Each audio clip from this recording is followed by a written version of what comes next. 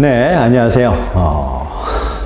자, 우리 지금 등기법 하고 있는데, 등기법 쉽지는 않습니다. 그러나 하나씩 이제 이해해 가시면은요, 민법과 연결이 되면서 좀 이렇게 재미도 있고요.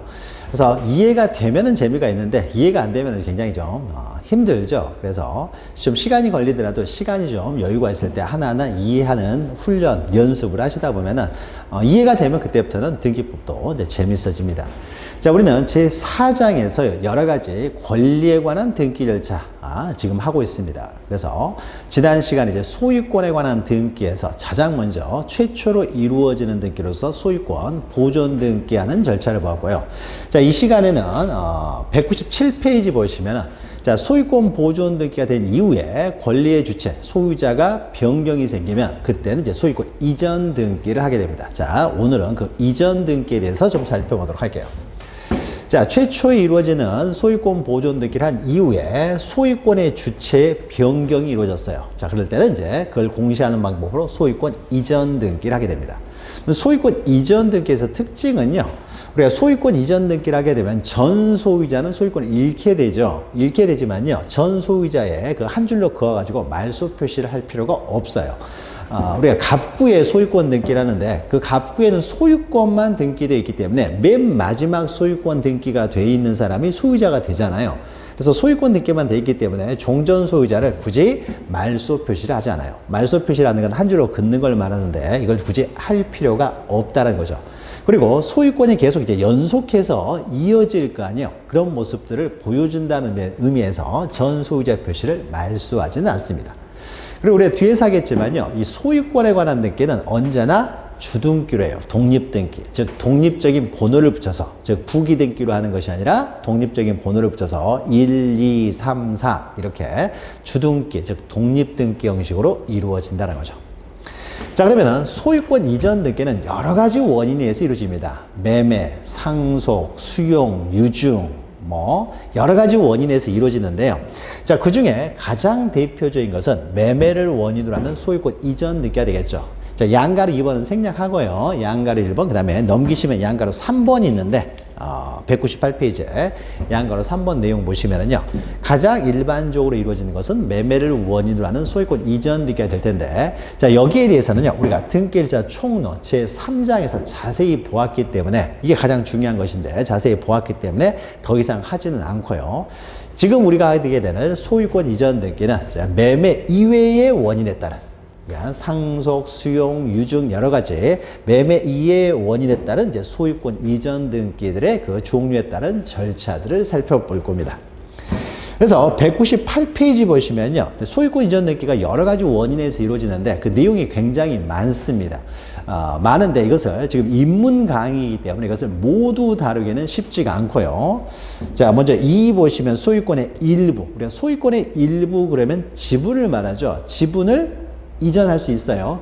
우리가 각하할 때요, 보상용에서 보존, 상속, 용의권 등기 이 세 가지는 언제나 전부에 대해서 해야 되지만 그 이외에는 지분에 대한 등기가 가능하고 이때는 지분에 대해서만 가능하다라고 했었던 거죠. 그래서 소유권의 일부인 지분을 상속을 원인으로 하는 이전 등기를 제외하고는 그 이외에는 다 이전 등기가 가능하죠. 특히 매매를 원인으로 하는 소유권의 일부, 그 지분의 이전 등기가 얼마든지 가능하고요. 자, 그에 대한 이제 설명인데요. 공동 소유에 관한 등기들이 나오고 하는데 요 내용들은요, 우리가 등기법을 하다 보면 민법과 굉장히 관련이 깊고요. 그래서 민법에서 여러분들이 어느 정도 공부를 해야만이 등기법을 이해할 수 있는 것들이 있어요. 그래서 민법에서 공동소유에 관한 등기들, 그러니까 공동소유, 공유합의 총유에 대해서 어느 정도 정리가 되어 있어야 또 이걸 이해할 수가 있기 때문에 자, 요 부분은 일단 넘어가고요. 기본 강의 시간에 하고요. 그 다음에 넘기시면은요, 또 201페이지 보시면 상속을 원인으로 하는 소유권 이전 등기가 나옵니다. 근데 상속을 원인으로 하는 소유권 이전 등기는 그 내용이 그렇게 복잡하지 않고 간단해요. 간단하기 때문에 뭐 굳이 지금 할 필요는 없습니다. 그래서 상속과 관련돼서는요, 우리가 배운 내용이 있었죠. 보상용에서 상속 등기는 지분만에 대해서 안 되고 언제나 전부에 대해서 해야 된다. 이게 이제 가장 중요한 내용인데 이걸 제외하고는 그렇게 간단하기 때문에 이 부분도 그냥 넘어가고요.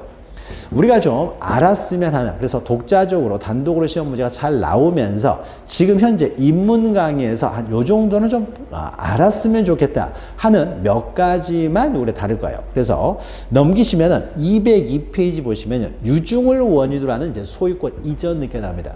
자, 요것은요, 단독으로도 나와요. 물론 공동 소유의 등기도 단독으로 나오고 굉장히 중요합니다만은 이것은 민법을 공부한 다음에 우리가 기본 강의 들어가서 다룰 거고요. 자, 유중을 원인으로 하는 소유권 이전 등기는요, 민법에서 자세히 다루는 내용이 아니에요. 자, 그래서 우리가 등기법에서 좀 알아야 되고 단독으로도 잘 나오고 또 여러 가지 소유권 이전 등기에 있어서의 섞여서도 나오고 하기 때문에 유중을 원인으로 하는 소유권 이전 등기, 자, 요건 좀 하도록 하죠. 자, 우리가 유중 그러면은요, 우리가 보존 등기에서도 잠깐 배웠어요. 그래서 미등기 부동산에 대해서 유중을 하고 사망했을 때 누구 명의로 보존 등기를 하느냐. 그러면 현재의 소유자를 봄에 있어서 포괄 유중을 받은 사람은 현재 소유자니까 직접 보존 등기를 할 수 있고, 그러나 특정 유중을 받은 사람은 등기하여야 소유권을 취득하기 때문에 먼저 상속인 명의로 보존 등기를 한 다음에 이전 등기를 해야 된다.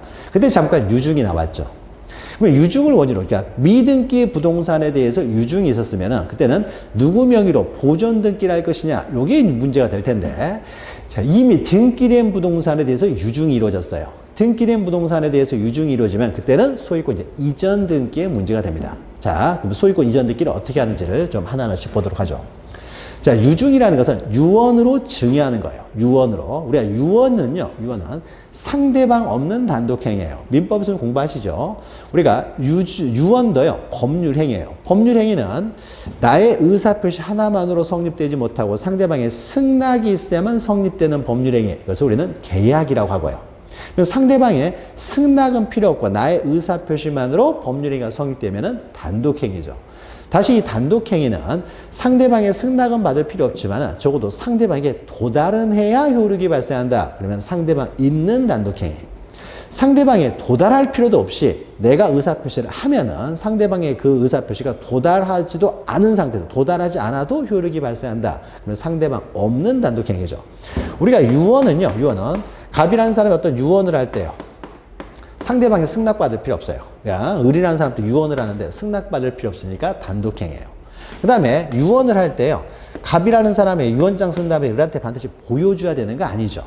유언장 쓰고 보여주지 않고 꽁꽁 숨겨놓잖아요. 그리고 사망하면 이제 공개되도록 하잖아요.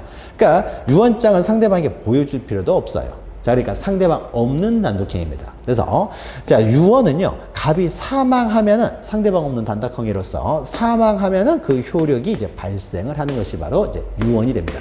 그럼 이런 유언을 통해서 증여하는 것을 유중이라고 해요. 자, 그러면은 이제 유중에 대한 이제 내용을 한번 보죠. 자, 예를 들어서 갑이라는 사람이 어떤 부동산을 가지고 있습니다. 만약에 갑이 그대로 사망했을 때는요, 을이 유일한 상속이라고 해보죠. 그래서 갑이 사망하면은 상속인이 소유권을 취득할 텐데, 갑이요, 유언장을 씁니다. 유언장을. 그래서 어떻게 유언장을 쓰느냐? 유언장 쓰는 방법이 두 가지가 있어요. 유언장을 쓰면서 갑이 가지고 있는 재산이 X 부동산과 Y 부동산 두 개의 부동산을 가지고 있다고 해보죠. 그래서 두 개의 부동산을 가지고 있는데 그 중에 전체 부동산의 3분의 2는 A가 가져라. 3분의 1은 B가 가져라. 자, 이런 식으로 유증을 할 수가 있어요. 그러니까 비율로 유증을 할 수가 있고요. 비율로. 또 하나는 이렇게 할 수도 있습니다.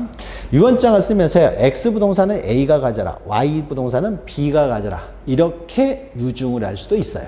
자, 그러면은 이제 위에 있는 내용을 보죠. 그래서 유증을 하고요, 위의 내용에서 갑이 사망을 하게 되면은요, A라는 사람은요, X도 3분의 1을 취득하고 Y도 3분의 1을 취득하죠. 하나의 원인에 의해서 두 개의 권리를 취득하죠. B도 X를 3분의 1, Y도 3분의 1, 두 개의 권리를 취득하죠. 그래서 하나의 원인에 의해서 두 개 이상의 권리를 승계하게 되면 그걸 포괄승계라고 하죠. 포괄승계. 포괄승계가 유중의 형식으로 이루어졌기 때문에 이것은 포괄유중이라고 해요. 포괄유중. 포괄유중. 그럼 밑에 있는 것은요, 자, 하나의 유언에 의해서 A는 X 물건의 소유권만 취득하죠. 하나의 원인에 의해서 하나의 권리를 취득해요. 하나의 원인에 의해서 하나의 권리를 취득하니까 이것은 특정 승계가 되는 거죠. 그래서 유중의 형식으로 특정 승계가 이루어졌기 때문에 이것은 특정 유중이라고 해요. 특정 유중. 그러면 포괄 유중과 특정 유중의 차이점은 우리가 민법적으로요, 우리가 권리 변동과 관련돼서 포괄유증은 지분으로 취득한다는 점에서 상속과 유사해요. 유사하다는 것이지 상속하고 동일한 건 아니에요. 상속과 좀 유사하고요. 특정 유증은요, 하나의 원인에서 하나의 권리를 취득하기 때문에 특정 승계가 되면서요, 공짜로 주는 거잖아요. 그래서 이것은 증여와 유사해요. 증여와. 증여는 아니에요. 증여와 유사하다라는 거예요. 증여와 유사하다는 거예요. 자, 그러면 상속과 유사하다는 점에서요, 이렇습니다. 포괄유증은요, 우리 민법에서 민법 187조가 적용된다고 봐요. 187조는 법률의 규정에 의한 물권 변동이죠. 그래서 포괄유증은 법률의 규정에 의한 물권 변동으로 보기 때문에요. 갑이 사망하면은 A라는 사람은 등기 없이도 바로 권리를 취득해요. 우리가 보존 등기할 때 잠깐 설명드렸죠. 등기 없이 유증자가 사망을 하게 되면 수증자, 유증을 받은 사람이요. 등기 없이 바로 소유권을 취득해요. 물권적 효력이 발생을 합니다. 등기 없이 바로 소유권을 취득해요. 상속과 유사하죠. 등기 없이 바로 소유권을 취득해요. 등기 없이. 자, 그런데 특정 유증은요, 증여와 유사해서 법률 행위에 의한 물권 변동으로 취급을 합니다. 그래서 민법 186조가 적용돼요. 즉, 법률 행위에 의한 물권 변동으로 보기 때문에요. 등기를 해야만이 소유권을 취득해요. 그러니까 유증자가 사망을 하게 되면은 바로 소유권을 등기 없이 취득하는 것이 아니라 등기를 해야만이 소유권을 취득합니다. 수증자가. 그러면 등기하기 전까지는요, 갑은 사망했으니까 그 상속인에게 이 X 물건의 소유권 이전에 달라는 채권적 효력만 발생합니다. 채권만 발생하고 등기를 해야 비로소 소유권을 취득해요. 포괄유증은 등기 없이요, 바로 소유권을 취득한다. 이런 점에서 좀 차이가 있어요. 그래서 특정 유증은 186조 민법 법률의 행위에 의한 물권 변동으로 보고, 포괄유증은 법률의 규정에 의한 물권 변동으로 봐요. 그래서 이것은 우리가 보존 듣기 시간에 잠깐 보았던 거죠. 자, 그러면 미등기 부동산에 대해 이렇게 유증이 있었을 때는 포괄유증을 받은 사람은 바로 소유권을 취득하기 때문에 미등기 부동산에 대해서 직접 수증자가 보존 등기를 할 수 있지만, 특정 유증 같은 경우에는 등기해야 수증자가 소유권을 취득하니까 갑이 사망하면요, 상속인에게 일단 소유권이 넘어간다는 거죠. 그래서 상속인 앞으로 보존 등기를 한 다음에 이전 등기를 해야 된다는 거죠. 자, 그런데 이미 등기된 부동산에 대해서 유증이 이루어졌어요. 등기된 부동산에 대해서 유증이 이루어지면 그때는 이제 이전 등기의 문제가 되겠죠. 자, 그러면 이때 이전 등기를 어떻게 하느냐에 있어서 수증자가 A, B 두 사람이고 부동산도 X, Y 두 개가 있기 때문에 논의를 간단하게 하기 위해서 이제 부동산도 X, 수증자도 A, 그러니까 X하고 A 이것만 보죠. XA. B, Y는 빼고요. 자, 그러면 이미 등기된 부동산에 대해서 유증을 하게 되면은 이전 등기를 한다고 그랬어요. 그래서 갑 앞으로 이미 보존 등기된 상태에서요, 갑이 을에게 그러니까 갑이 이제 A죠. 을은 상속이고 A에게 포괄 유증을 하고 사망을 했어요. 유일한 상속인은 을이라고 했습니다. 자, 그러면 을에게요, 포괄 유증을 하고 사망했을 때 저 X 부동산이 을에게 상속이 이루어집니까? 포괄 유증이기 때문에 상속이 이루어지질 않죠. 상속이 이루어지지 않고 A가 갑이 사망과 동시에 등기 없이 바로 소유권을 취득한다고 했어요. 등기 없이 바로 A가 소유권을 취득하기 때문에 갑에게서 누구 앞으로 이전 등기를 해야 돼요? A 앞으로 이전 등기를 해야 되겠죠. 자, 소유권 이전 등기는 항상 주등기, 독립 등기를 합니다. 독립적인 번호를 붙여서 이제 유증에 따라 이전 등기를 하는 거죠. 그럼 이때 유증에 따른 이전 등기를 함에 있어서요, 원래 권리에 관한 등기는 등기 권리자, 등기 의무자가 공동으로 신청해야 된다. 그러면은 A가 등기 권리자, 자, 갑이 등기 의무자가 될 텐데 갑이 사망을 했잖아요. 그러면 A가 단독으로 신청하느냐라는 거예요. 이전 점에서는 또 상속과는 달라요. 상속은 상속인이, 피상속인이 사망하였기 때문에 상속인이 단독으로 신청합니다. 자, 그런데 유증에 있어서는요, A가 A 앞으로 등기를 하게 되면은 소유권을 잃는 사람은 누구예요? 사망한 갑이 아니라 상속인이 더 이상 권리를 취득하지 못하게 되는 거잖아요. 물론 처음부터 권리를 취득하지 못했지만은 등기가 안 돼 있으면은 상속인이 소유자라고 우리가 일반적으로 생각을 할 텐데, 유증에 따른 등기가 됨으로써요, 그 등기 기록상 상속인이 이제 권리를 잃게 되는 거죠. 등기 기록상 형식적으로 봤을 때. 따라서요, 갑과 공동으로 하는 것이 아니라, 갑과 공동이 아니라 이 상속인이 등기를 넘겨줘야 돼요. 상속인과 공동으로 등기를 신청합니다. 물론 유언장을 쓰면서 유언 집행자를 따로 지정할 수 있어요. 변호사나 이런 사람들한테 유언 집행자를 따로 정했을 때는 그 유언 집행자가 유언을 집행하면서요, 유언 집행자와 공동으로 신청합니다. 즉 A라는 사람이 단독 신청하는 것이 아니라 유언집행자와 공동으로 신청하든지 또 유언집행자를 따로 선임을 안 했을 때는요 상속인이 유언을 집행해요. 따라서 상속인과 공동으로 신청합니다. 즉 유언집행자 또는 상속인과 공동으로 신청하는 것이지 수중자가 단독으로 신청하는 게 아니다라는 거죠. 그래서 공동 신청에 의해서 상속 등기를 하지 않고 A 앞으로 직접 이전 등기를 하게 됩니다. 자, 그러면 이와 관련돼서요. 자, 3분의 2 지분만, 이렇게 지분만 유증을 원유로 이전 등기가 가능하냐예요. 항상 전부에 대해서 해야 되느냐? 그럼 전부에 대해서 하려면은 A 3분의 2, 그 다음에 B 3분의 1, 이것을 항상 같이 등기를 해야 되느냐? 그러면 이제 전부에 대해서 해야 된다는 것이 되겠죠. 근데 B에 대한 3분의 1 유증을 원유로 이전 등기는 하지 않고 A 자기 지분만 이렇게 3분의 2 해서 이전 등기가 가능하냐라는 거예요. 그럼 우리가 지분만에 대해서 안 되는 게 세 가지가 있었죠. 보상용에서 보존 등기, 상속 등기, 용의권 등기. 이 세 가지는요. 지분에 대해서는 할 수가 없다라는 거예요. 할 수가 없기 때문에 언제나 전부에 대해서 했어야 돼요. 그러면 그 보존, 상속, 용의권 등기를 제외하고는 자기 지분만 할 수 있다라고 했죠. 보존, 상속, 용의권 등기를 제외하고는 지분이 가능하다는 거예요. 지분이 가능하면 그때는 자기 지분만 가능합니다. 자, 유증은요, 상속과 유사하긴 하지만은, 그 포괄 유증은 상속은 아니라고 했어요. 그래서 이거는 유증은 상속 등기하고는 다른 겁니다. 그래서 유증은 상속은 아니기 때문에 지분만 가능해요. 자기 지분만 가능합니다. 지분이 가능하면 그때는 자기 지분만 할 수 있지, 전부에 대해서 할 수가 없다라는 것이죠. 자기 지분만 가능합니다.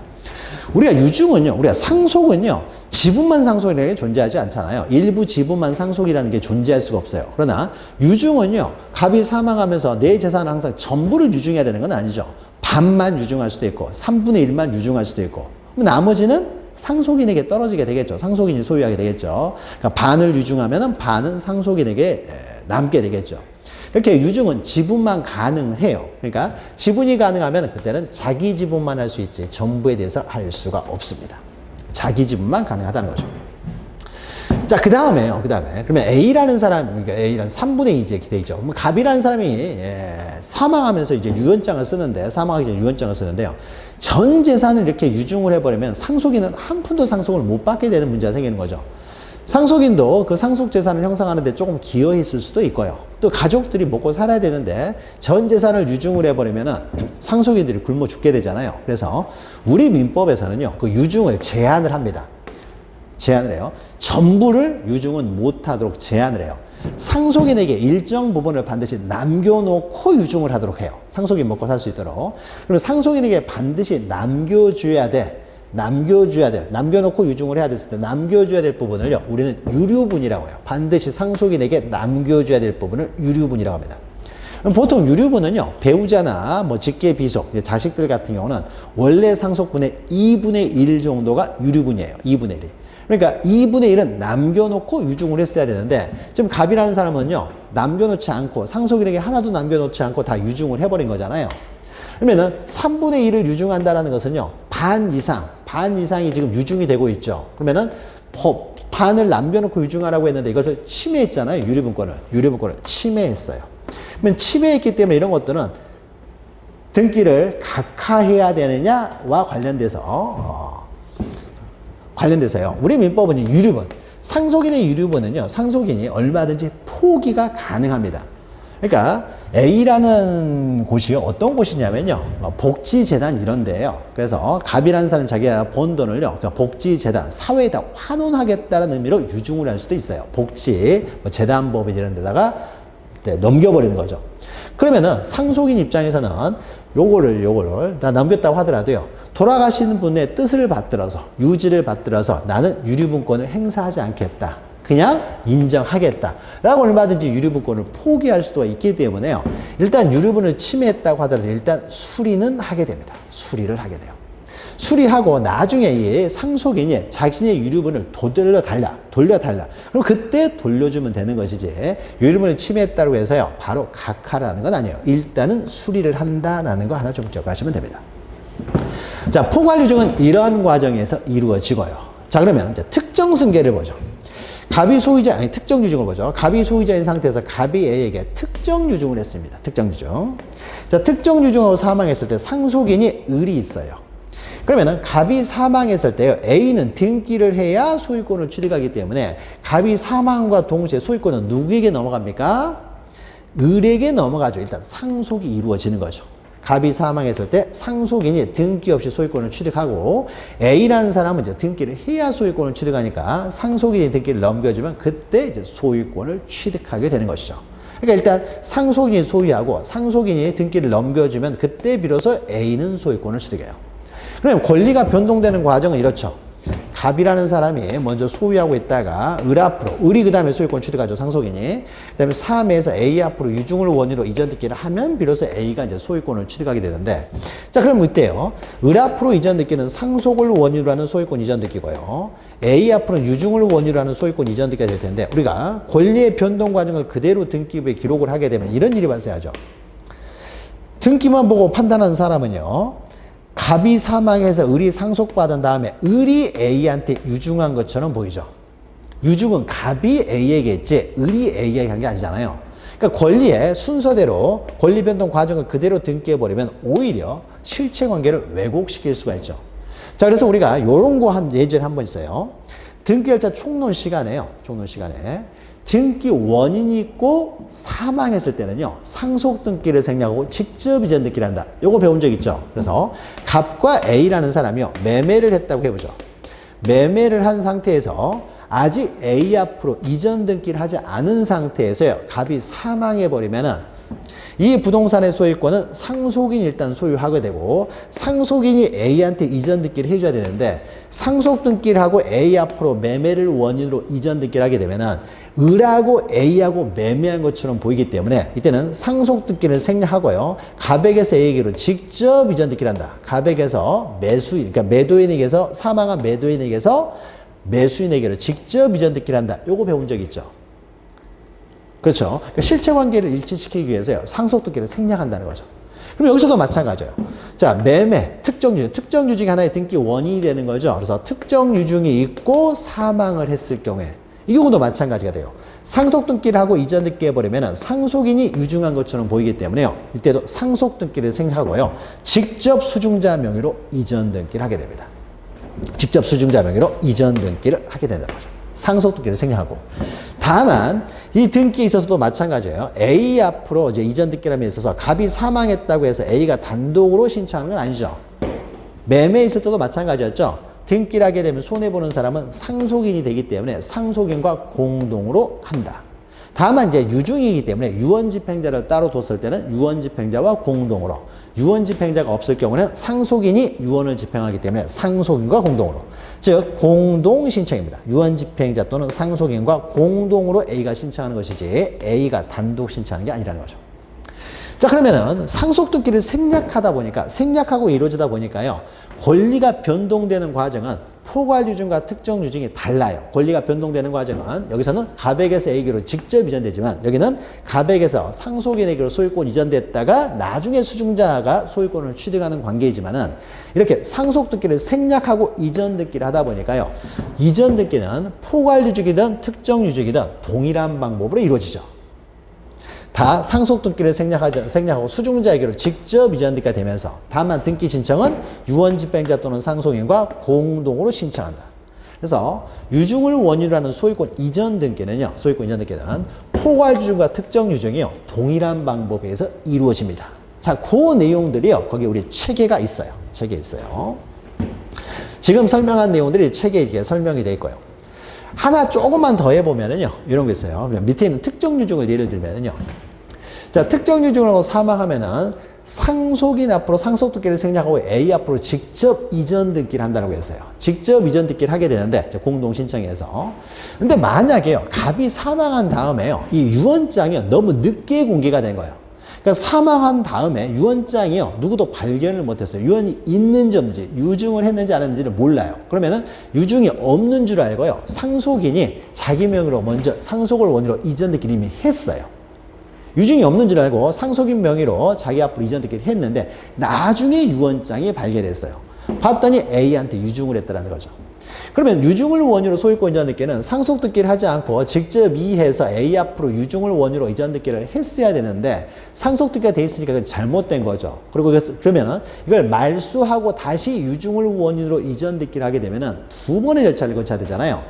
이제 우리 등기는 실체관계, 현재의 실체관계 일치시키는 게 가장 중요해요. 그러니까 과정도 정확하게 반영을 해야 되겠지만은 그 과정보다 더 중요한 것은 빨리 현재의 실체 권리관계 일치시키는 게 중요하기 때문에 좀 과정을 단축해서라도 빨리 실체관계 일치시키기 위해서 이미 상속 등기가 돼 있을 경우에는 굳이 말소하고 다시 등기하려면은 시간이 오래 걸리니까 우리는 A 앞으로 빨리 등기만 하면은 일단 거래는 안정이 되기 때문에요. 이럴 때는 굳이 말소하지 않고요. 상속인으로부터 직접 한 번에 이전 등기를 해버립니다. 그렇게 하면, 그러면 한 번에 어떻습니까? 한 번 등기에 의해서 A 앞으로 빨리 등기를 하게 되잖아요. 그래서 과정은 조금 잘못됐다고 하더라도 빨리 실체관계에 일치시키기 위해서 권리관계를 일치시키기 위해서요. 좀 절차를 단축시켜서 이미 상속등기가 돼 있었을 경우에는요. 굳이 이걸 말소하지 않고 상속인으로부터 수중자에게 이전 등기, 한 번에 이전 등기도 가능합니다. 물론 등기 신청은 이제 공동으로 해야 되겠죠. 공동으로. 자, 요런 내용들이 있습니다. 그래서 그 책 보시면 의의는 유중에 대한 일반적인 내용, 처음에 설명했던 내용이고요.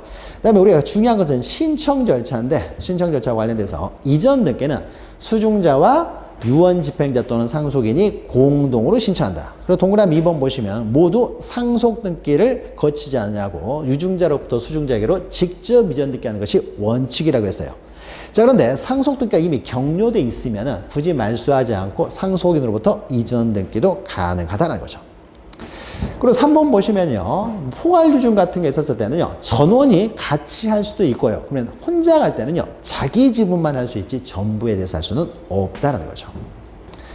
그리고 양가로 3번에서요. 동그라미 1번 보시면은 자, 유중을 원인으로 이전 등기 할 때는요. 원래 등기 원인을 적으면 원인 일자를 적죠. 원인 일자. 상속도 원인 일자. 매매도 매매한 날짜 원인 일자 적죠. 상속에 있어서의 원인 일자는 갑이 사망한 날이 바로 상속에 있어서 원인 일자가 돼요. 유중의 효력, 유죽도 유중의 효력 발생일을 적게 되는데 갑이 사망한 때가 효력 발생이 되지만은 유중을 하면서요. 이 사람이 조건이나 기한을 부과했을 수가 있죠. 그러니까 유언의 효력은요. 유언자가 사망해야 효력이 발생하기 때문에 일반적으로 사망일이 될 텐데 사망일이 등기 원인 일자가 될 텐데 유중을 하면서 조건이나 기한을 부과했을 때는 이때는 조건 성취일이나 기한 도래일이 효력 발생이 되니까 조건 성취일, 기한 도래를 적게 됩니다. 그러니까 등기 원인 일자는요, 이 등기 원인의 효력 발생일을 적게 된다는 거죠.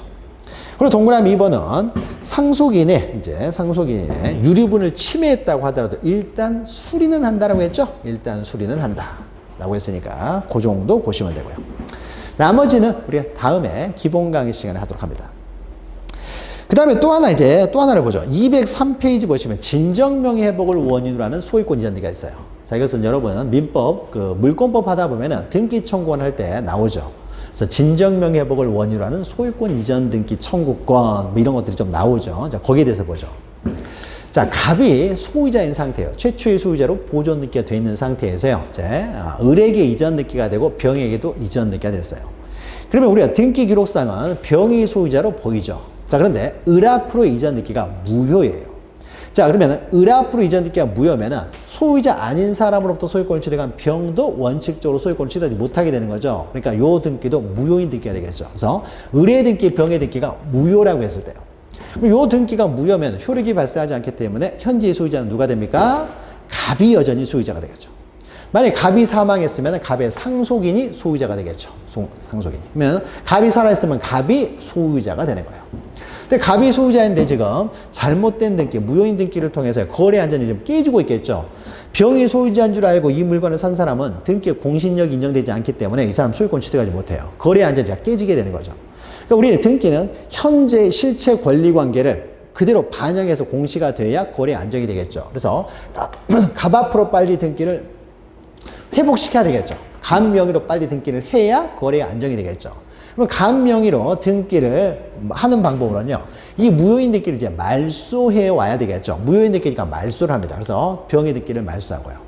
근데 병의 등기 말소해봤자 또 을 앞으로 오니까 을의 등기를 또 한 번 말소해야 되겠죠. 그럼 말소 등기 절차를 2번을 거쳐야 돼요. 2번을 거쳐야 되니까 시간이 그만큼 지연이 되겠죠. 빨리 우리는 실체 일치시키는 등기를 해야 되는데 그만큼 지연이 되고요. 또 거기다가 갑이 사망으로 됐으면 그 상속인이 만약에 A면은요, A 앞으로 등기를 하기 위해서는 또 A 앞으로 또 상속 등기를 또 한 번 해야 되니까 절차가 그만큼 지연될 수밖에 없죠. 그래서 빨리 현재 실체 관계를 일치시키기 위해서요, 굳이 여러 번 이렇게 말소하는 절차를 거치지 않고요, 우리는 갑 명의로 등기만 되면 되는 거잖아요. 그래서 굳이 말소하지 않고 최종 명의, 무권리자지만 최종 명의죠. 최종 명의인이 그 무권리자로부터 한 번에 그냥 갑 앞으로 이전 등기를 인정합니다. 갑 앞으로 이제 이전 등기라는 거죠. 그러면 한 번 절차에서 갑 앞으로 등기를 하는 거잖아요. 그래서 만약에 갑이 사망해서 A 상속인 소유자면요, 상속인이 직접 병으로부터요, 자기 앞으로 이전 등기를 해버리는 거죠. 그러면 한 번에 실체관계 빨리 부합시키는 등기를 하게 되는 거죠. 그럼 요 등기요, 자, 갑 앞으로 한 번에 무권리자로부터 하는 이전 등기. 자, 요 이전 등기는요, 우리가 등기 원인에 있어서요, 둘이서는 한 번도 본 적도 없잖아요. 자, 본 적도 없는 사람이니까 등기 원인을 뭘 적을 것이냐 있어서 이거는 진정한 소유 명의인에게 회복을 위한 등기잖아요. 자, 그래서 등기 원인을 진정명예회복 이렇게 적어요. 진정명예회복. 이것을 그래서 진정명예회복을 그 등기 원인으로 하는 소유권 이전 등기라고 합니다. 그래서 무권리자로부터 한 번에 이전 등기가 가능하다는 거죠.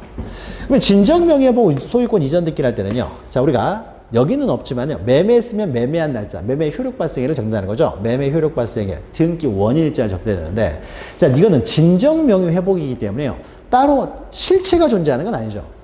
자신의 소유권을 자기 명의로 회복하는 등기일 뿐인 거예요. 따라서 따로 등기 원인 일자라는 게 없어요. 원인 일자라는 게 없으니까 진정명의 회복을 원인으로 소유권 이전 등기할 때는 등기 원인에 진정명의 회복이라고만 적고요, 따로 등기 원인 일자를 따로 적질 않습니다. 자, 요게 진정명 회복을 원인으로 하는 소유권 이전 등기의 특징이에요. 자, 요거 좀 기억하시면 됩니다. 무권리자로부터 한 번에 이전 등기가 가능하다는 거죠. 말소하지 않고, 굳이 말소하지 않고 이전 등기도 가능하다라는 거예요.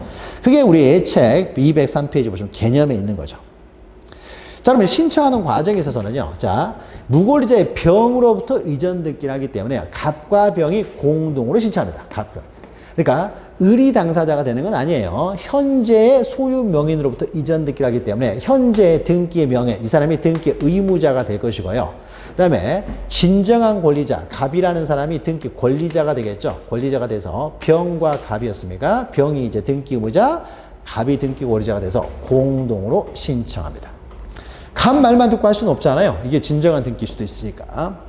근데 병이 등기 결정 협조를 안 해요. 난 그렇게 못 해주겠다. 그러면 이제 갑이 병을 상대로 소송을 제기해야 되겠죠. 진정명예회복을 원인으로 하는 소유권 이전 등기 청구 소송을 제기해서 승소 판결을 받으면은 단독으로도 할 수 있겠죠. 판결을 받으면은 단독으로도 신청할 수가 있다라는 것이죠. 무권리자니까, 병이 무권리자이고 이게 무효면은 갑이 승소 판결을 받게 되겠죠. 당연히 승소 판결을 받을 것이고요. 그럼 만약에 공동으로 신청한다. 공동으로 신청할 때는요, 병이라는 사람이 이제 권리증 가지고 있을 거 아니에요. 병 앞으로 등기가 됨으로써 등기소로부터 이제 등기표 정보를 받았을 거 아니에요. 따라서 공동신청, 즉 병이 등기를 신청하는 공동신청이 되지. 아니면 병이 갑을 상대로 승소 판결을 받아가지고 등기 의무자, 병이죠. 승소 판결을 받아서 단독으로 신청할 수도 있어요. 그러니까 병이 갑을 상대로 소송을 제기할 수도 있습니다. 자, 이런 거는 이런 것 때문에 있는 거예요. 흔치는 않겠지만요. 자, 병이라는 사람이 알았어요. 그러니까 자기 앞으로 등기가 되는데 이게 무권리자고 내가 소유자 아니라는 걸 알았어요. 소유자 아니라는 걸 뻔히 알면서 다른 사람한테 팔아먹으면요, 이건 사기가 돼요. 그러니까 사기죄로 이 사람은 감옥에 가야 됩니다. 사기가 되기 때문에. 그러니까 팔지도 못해요. 팔지도 못하면서 그러면 세금은 누가 내고 있겠어요? 병 명의로 등기가 됐으니까 병이 소유자인 줄 알고 병한테 과세가 계속 될 거 아니에요. 세금은 내가 내고 있거든요. 그러니까 빨리 가져가라는 거예요. 가져가라. 근데 이 사람이 조금만 기다려 안 가져가요. 그러면 병이 갑을 상대로 승소 판결을 받아가지고 단독으로 신청할 수도 있습니다. 자, 이런 경우는 병이 신청하기 때문에 병이 가지고 있는 등기필 정보를 제공하라는 거죠. 그러면 병을 이제 갑한테 넘긴 다음에 병을 이제 을한테 씁니까? 을은 자기 것도 아닌 것을 팔았잖아요. 그러니까 병에 대해서 을은 매도인이 되겠죠. 매도인이 물건을 넘겨주지만 소유권을 넘겨주지 못해요. 소유권에 하자가 있는 거죠. 즉 권리에 하자가 있는 거죠. 그러니까 전부가 타인 권리인 매매를 한 거죠. 그러면 여러분들이 민법 매매 시간에 배우시는 바로 매도인의 담보 책임을 물어가지고요, 병은 을을 상대로 담보 책임을 물어서 자기의 손해를 이제 보전할 수가 있는 거죠. 담보 책임, 을한테 담보 책임을 묻게 되는 거죠.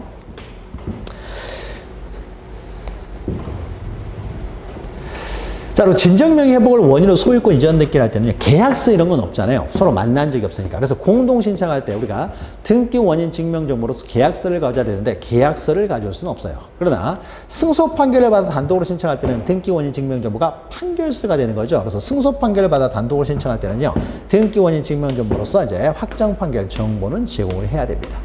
자, 그 내용이요, 밑에 신청 절차 양가로 2번에 있는 거죠.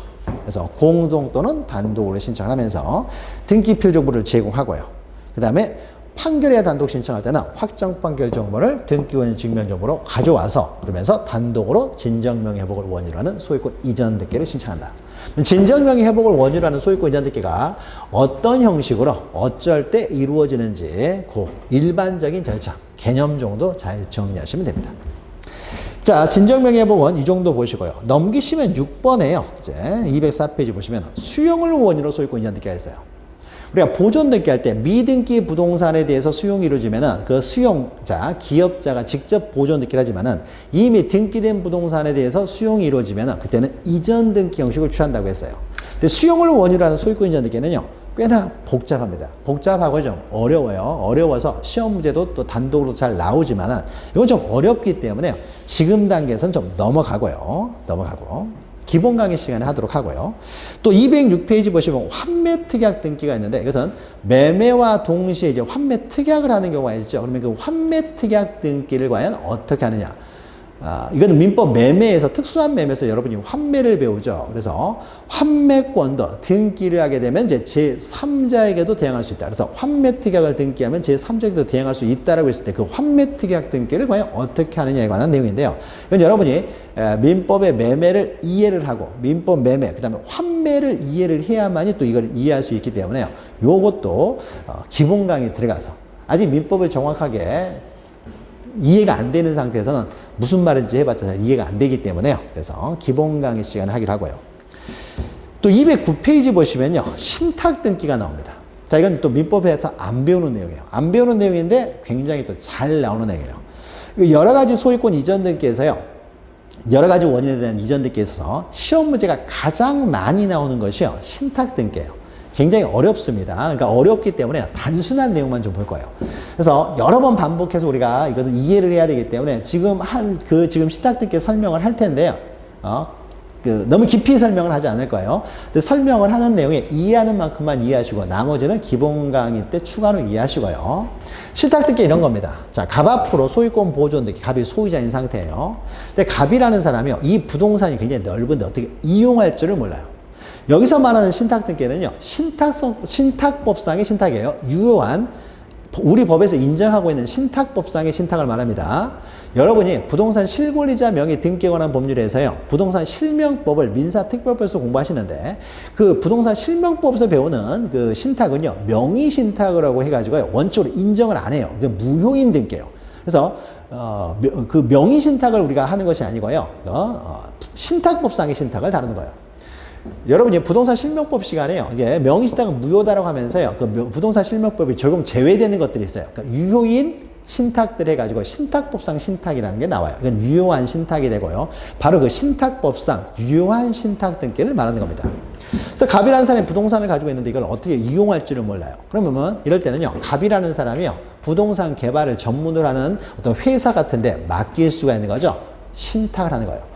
마치 이것은 우리가 내가 돈이 굉장히 많아가지고 한 10억 정도가 있는데 이걸 예금만 해놓기에는 이자가 너무 많지 않은 것 같아요. 그래서 이것을 어떻게 운용할 것인가. 근데 운용할 줄 모르면, 자기가 스스로 운용할 줄 모르면요, 그 금융 투자 회사들 있죠. 신탁 회사들 있잖아요. 신탁은행, 신탁 금융회사들. 거기다 맡기잖아요. 그럼 걔들이 좀 더 잘 운용을 해가지고요, 은행 이자보다는 수익률이 좀 높게 나한테 지급하는 경우들이 있죠. 그러니까 자기가 돈을 어떻게 운용할 줄 모르면은 신탁 금융회사에 맡기는 것이고요. 부동산을 어떻게 운영할지를 모르면요, 부동산 투자회사 이런 데다가 이제 맡기면 되는 거죠. 그럼 걔들이 내가 운영하는 것보다는 잘 운영할 거 아니에요. 이것이 이제 신탁법상 신탁입니다. 그러면 신탁을 맡기는 사람을 우리는 위탁자라고 하고요. 신탁을 받아서 이제 운영하는 사람을 우리는 수탁자라고 해요. 신탁을 받은 사람 수탁자라고 합니다. 신탁을 원인으로 이제 먼저 운용을 하기 위해서는 먼저 소유권을 넘겨줍니다. 그래서 을 앞으로 소유권을 넘겨줘요. 그래서 신탁을 원인으로 해서 을 앞으로 소유권 이전을 합니다. 소유권 이전해요. 자, 소유권을 이전을 하는데요. 완전한 소유권을 을은 취득하는 것이 아니라 그 신탁의 목적 범위 내에서만 소유권을 취득하는 거예요. 그 목적 범위 내에서만 소유권을 취득하고 나중에 돌려준다든지 해야 되는 거예요. 그래서 신탁의 목적 범위 내에서만 소유권을 취득하는 것이 바로 신탁 등기예요. 그러면 신탁의 목적이 무엇이었는지, 위탁자는 누구였고, 만약에 갑이 을한테요, 신탁을 하면서 거기서 나온 수익금을요, 나한테 지급하지 말고 병한테 지급해라 라고 하게 되면요, 이건 또 제3자를 위한 계약이 되는 거죠. 여러분 민법상에서 배우시는 계약 시간에 배우시는 제3자를 위한 계약 형태로 이루어질 수도 있어요. 그럼 이런 사람들을 우리는 수익자라고 하죠. 그래서 수익자가 있으면 수익자도 기록을 해야 되고, 그러니까 신탁과 관련돼서 여러 가지 그 신탁의 내용을 기록을 하게 되는데 이것을 우리는 신탁 등기라고 해요. 그러니까 우리가 지금 배우는 그 신탁 등기는 바로 요걸 말해요. 신탁을 원인으로 이전 등기가 아니라 바로 이 신탁 등기를 말합니다. 그럼 여기에 신탁의 목적, 위탁자, 수익자 이런 사람들이 쭉 적어야 돼요. 이걸 다 적다 보면요, 부피가 너무 커지는 거예요. 돈 10억을, 부동산을 맡길 때는 부동산은요, 뭘 그 운용을 한다든지 하게 되면은 토지가 넓어야 운용을 하겠죠. 그래서 토지가 굉장히 넓은 토지다 그러면은 이 가구액이 뭐 몇백억 되기도 하잖아요. 근데 신탁되는 재산은요, 기본적으로 뭐 몇백억 이렇게 됩니다. 뭐 몇천억이 되기도 하고. 그러니까 금액이 엄청나요. 그러니까 이런 금액이 엄청난 것을 뭐 대충 하는 건 아니겠죠. 그러니까 그 내용도 굉장히 복잡해요. 그 내용들을 여기다 다 적으려면요, 등기 부피가 너무 커지는 거죠. 자, 그래서 신탁에 관한 자세한 내용을 기록하기 위한 따로 장부를 만듭니다. 이것을 신탁 원부라고 그래요. 뭐 신탁된 부동산이 세상에 하나만 있는 건 아니기 때문에 뭐 여러 개가 있겠죠. 그래서 신탁 원부마다요, 번호를 붙여요. 그래서 이거는 23호다 그러면 23호 신탁 원부가 돼요. 여기 이제 신탁의 목적, 위탁자, 수탁자, 수익자, 기타 등등 여러 가지 사항들 여기다 기록을 합니다. 여기다 기록하고요, 등기부에는요, 이 신탁 원부 번호만 기록을 해요. 그러니까 신탁에 관한 자세한 내용은 등기부에 기록하는 것이 아니라 신탁 원부에 자세히 기록을 하면서 등기부는 신탁 원부 번호만 적어요. 그러면 신탁에 대한 자세한 내용을 알고 싶으면요, 신탁 원부를 찾아보면 되는 거예요. 그러면은 이 신탁 원부는요, 이 등기부의 일부가 되는 거죠. 등기 기록에. 원래 신탁 원부라는 거는 등기부에 기록됐어야 될 내용이 나와 있는 소리잖아요. 그래서 이 등기부하고요, 이 신탁 원부 이런 것들을 등기부 부속소리라고 해요. 이걸 등기부라고 하고, 이건 등기부죠. 원래 등기부에 들어가야 되는데 나와 있는 소리들, 이걸 등기부에 들어가야 되는데 나와 있는 소리다. 그래서 등기부 부속소리라고 합니다. 그리고 등기부하고 등기부 부속소리가 합쳐져서 한 세트의 등기 기록을 이루게 돼요. 등기 기록. 그래서 신탁 원부는요, 등기 기록의 일부가 되는 거죠. 두 개가 합쳐져서 한 세트의 등기 기록을 이루게 됩니다. 그러면 이제 등기 절차와 관련돼서요. 절차와 관련돼서. 자, 신탁을 원인으로 하는 소유권 이전 등기는요, 갑이 을한테 소유권을 넘겨줘야 되잖아요. 넘겨줘야 되기 때문에 이것은 위탁자가 등기 의무자가 되고 수탁자가 등기 권리자가 돼서요, 공동으로 신청을 합니다. 갑을의 공동 신청에 의해서. 근데 요걸 우리는 궁금해하는 것이 아니라 시험 문제는 이 신탁 등기가 나와요. 신탁 등기. 신탁 등기를 지금 우리는 공부하고 있는 거예요. 이 신탁 등기는 과연 어떻게 하느냐에 있어서요, 신탁 등기는 공동 신청이 아니에요. 그러니까 보통 우리가 신탁을 한다고 했을 때요, 어떤 토지 하나, 부동산 투자 회사에서요, 토지 하나 뭐 이렇게 신탁 받아가지고 운용을 하기 게 좀 커야 하기 때문에 조그마한 토지에는 운용해봤자 가치가 없는 거죠. 그래서 보통 신탁을 할 때는요, 동네 전체를 신탁을 합니다. 여기 토지는 갑이, 여기 토지는 병이 소유하고, 여기 토지는 정이 소유하고, 여기 토지는 무가 소유하고, 이렇게 넓어지죠.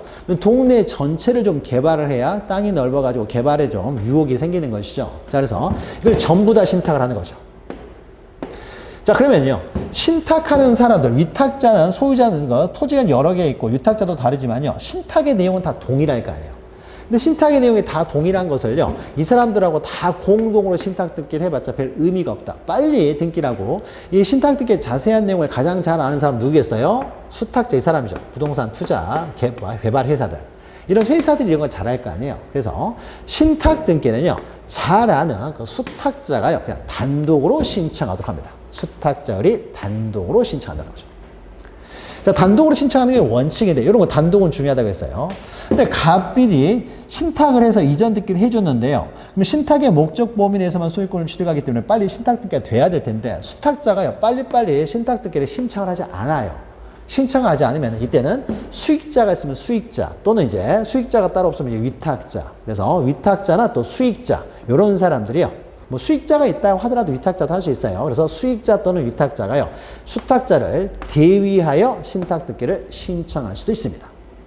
그러니까 신탁 등기는 수탁자가 원칙적으로 단독 신청하는데 수탁자가 신청하지 않으면은 수익자나 위탁자가 수탁자를 대위하여 신청할 수도 있다. 그러니까 어려운 말들이 여러 번 나오죠. 그래서 단독, 대위 이런 말 나오니까 중요한 내용이 됩니다. 자, 그런데 신탁 등기와 관련돼서는요, 우리 법에서요, 그러면 신탁 등기를 하면서 이제 신탁을 원인으로 소유권 이전 등기도 하면서 신탁 등기를 하는 거잖아요. 그래서 두 개의 등기가 동시에 이루어집니다. 그러면 두 개의 등기가요, 동시에 신청하도록 하고 있어요. 우리 법에서는. 한 장의 신청, 한 건의 신청 조건이니까 한 장의 신청서로요, 일괄하여 동시에 신청하도록 하고 있습니다. 그래서 신탁을 원인으로 이전 등기하고 신탁 등기는 한 장의 신청서로 일괄하여 동시에 신청한다. 그러면은 이 공동 신청하고 이 단독 신청을 어떻게 한 장으로 동시에 신청합니까? 라고 했을 때요. 이렇게 하는 거예요. 자, 신탁을 원인으로 하는 소유권 이전 등기 및 신탁 등기 신청서 이렇게 돼 있어요. 동시에 신청하니까 등기 신청서는요. 등기마다 다 틀리다고 했습니다. 등기부에 기록되는 사항이 달라지기 때문에 신청서 기재사항들도 다 틀려진다고 했어요. 그래서 이것은 신탁을 원인으로 하는 소유권 이전 등기 및 신탁 등기 신청서. 그래서 한 장의 신청서로 지금 동시에 신청하고 있죠. 일괄 신청하고 있습니다. 그러면서 이렇게 하는 거예요. 자, 신탁을 원인으로 소유권 이전 등기에 있어서요. 등기부자는 갑이고 등기권리자는 을이잖아요. 그래서 신탁을 원인으로 소유권 이전 등기를 공동으로 신청하면서 그러면서 신탁을 원인으로 이전 등기에 있어서의 등기 권리자가 동시에 신탁 등기 신청이 되잖아요. 수탁자가. 그래서 단독 신청하는 신탁 등기 신청인 을 이렇게 하는 거죠. 그러니까 등기 권리자하고 신탁을 원인으로 이전 등기에 있어서 등기 권리자와 신탁 등기 신청인은 동일한 사람이잖아요. 그러니까 등기 권리자라네요. 등기 권리자 및 신탁 등기 신청인 이런 식으로 해서 을 하게 되면은 이 공동으로 신청과 단독 신청이었습니까? 한 장의 신청서로 일괄해서 이루어지는 거죠. 그래서 우리가 어떻게 등기가 되는지는 신청서 양식을 머릿속에 연상을 하시면은 공동 신청과 단독 신청 동시에 이루어진다. 기억할 수 있죠.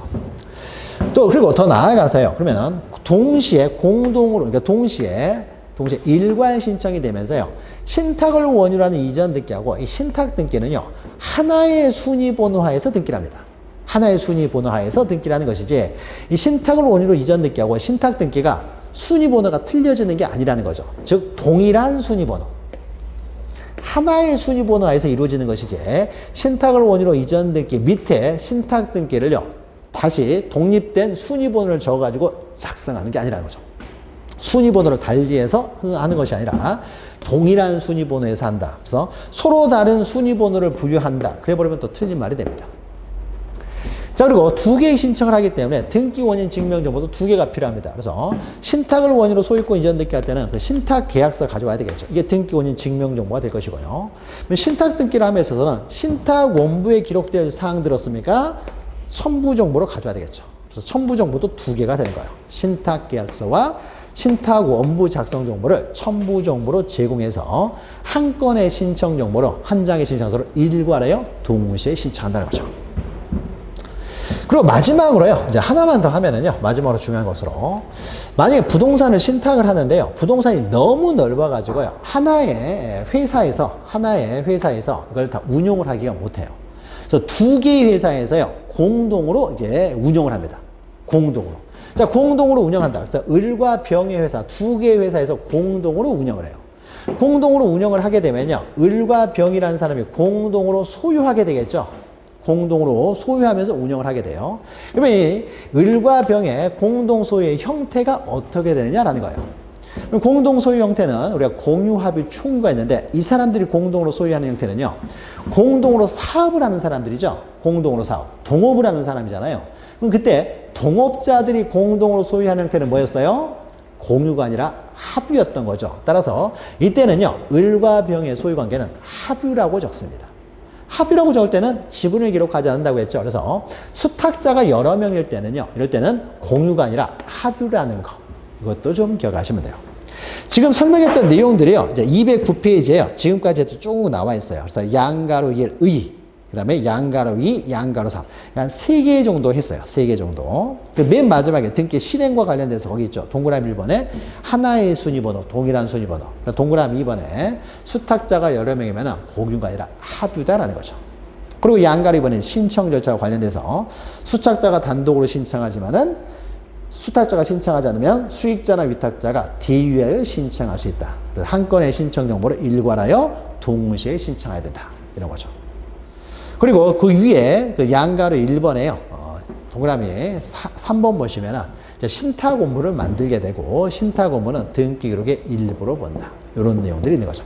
방금 설명했던 내용들 이해하는 데까지만 이해하시고 굉장히 어려운 내용이죠. 우리가 일반적으로 접하지 않는 내용이기 때문에 그래서 요 내용들 좀 지금 입문 강의에서는 이해하시는 만큼 이해를 하시고요. 또 기본 강의에서도 계속 반복을 하니까 지금 이해가 덜 된 부분은 기본 강의 가서 또 이해하시면 됩니다. 자, 그래서 여기까지 해서요, 우리가 소유권 이전 등기와 관련된 내용은요, 한 요 정도, 한 몇 개만 지금 입문 강의에서 보고요, 소유권 이전 등기를 넘기시고요.